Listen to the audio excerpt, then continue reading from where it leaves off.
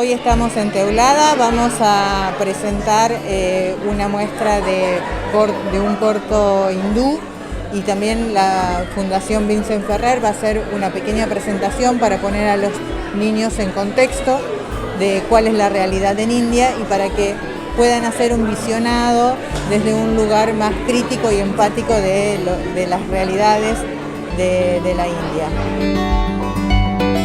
Nuestra misión hoy consiste en dar a conocer al alumnado un poco el contexto, ¿no?, en el que viven millones de personas en la India rural, un contexto de vulnerabilidad, en donde muchas veces los derechos humanos son vulnerados y no respetados. Por eso es tan importante pues, que existan organizaciones que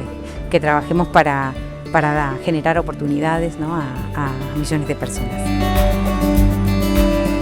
El objetivo de la MICE es esto, es disfrutar, es sensibilizar